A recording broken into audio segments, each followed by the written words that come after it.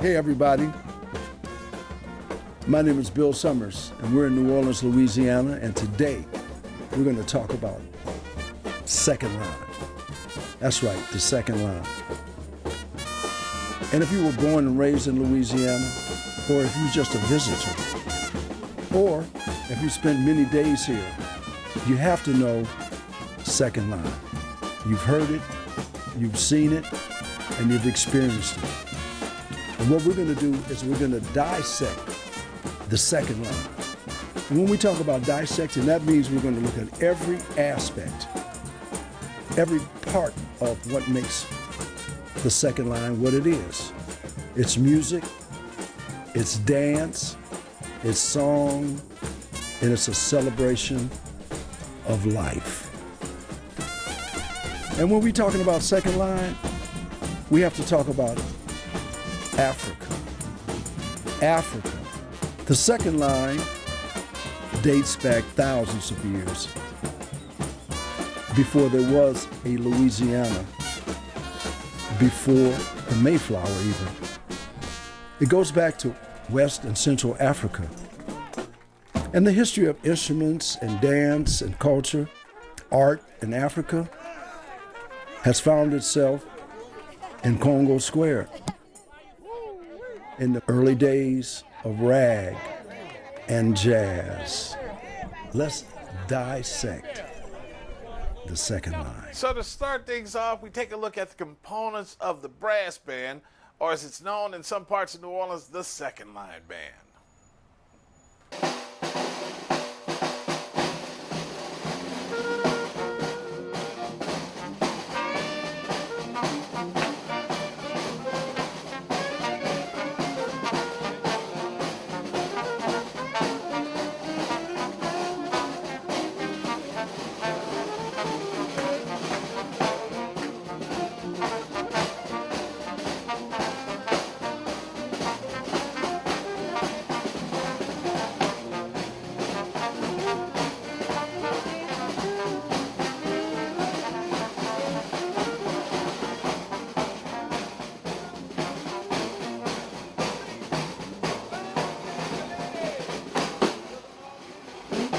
Second line, I'll give my definition of it, and this is one of the definitions. It's a collaboration between a celebration of dance and music. It manifests itself through certain social events in New Orleans. One with benevolent societies, with funerals, and celebration. What was happening in New Orleans in the early to middle 1800s?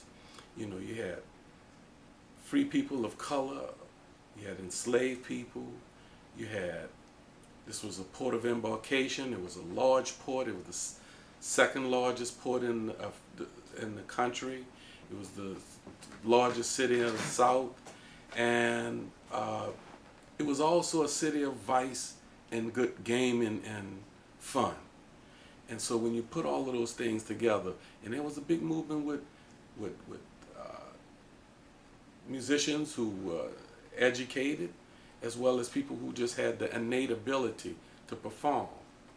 And when you put into that pot the music that people learned in an educational setting, like we had a symphonic society here of 100 artists, over 100 musicians, 1840, the first society of its kind in America. This was the focal point for opera in the country. The Opera House, the first one was here. So when you look at that and you mix that with the church, with work songs, field songs, what happened in Congo Square, very significant. This was a port of embarkation for the military.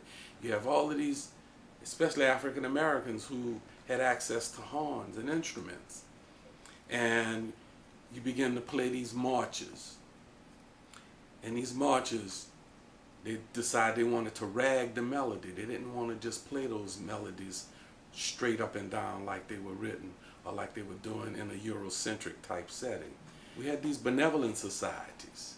You put that in the mix, And these benevolent societies were all early insurance companies. And they had certain days they celebrated, as they celebrated life. And especially when somebody passed, somebody notable in the community. They would play these mournful songs coming from the houses, going to the church, or going from the church to the graveyard.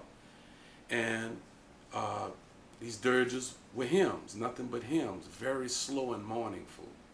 And then at a certain point, when they go through this ritual of cutting the body loose, where the bereaved family would go through the middle of the band and then go in to bury the dead, the community would go off to the other way and they would go celebrate this life after death. And so that's when you heard this the music that we call Second Line kind of developed out of, or that's what it developed out of.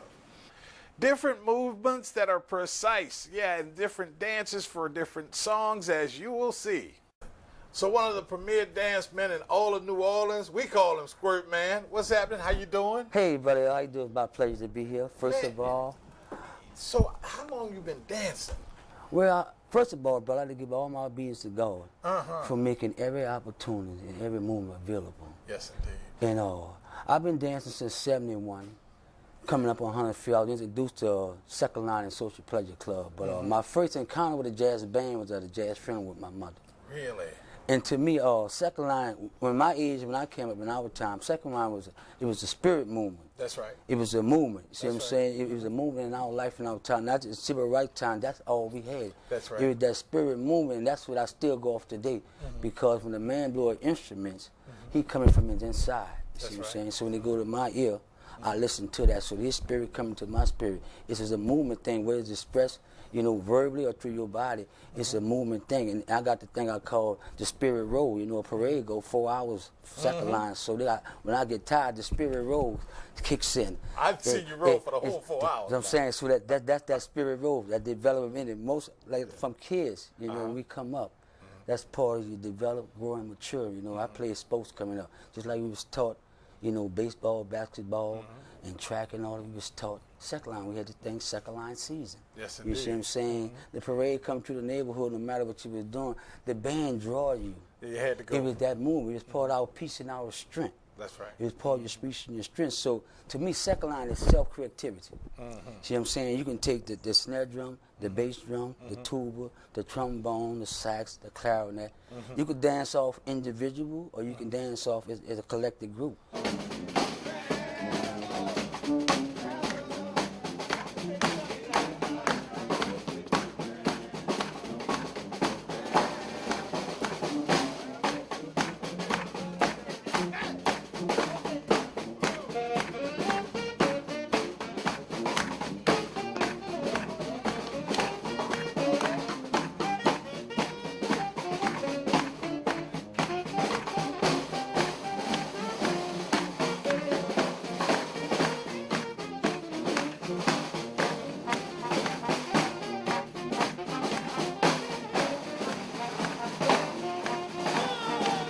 Well, we've assembled the entire unit.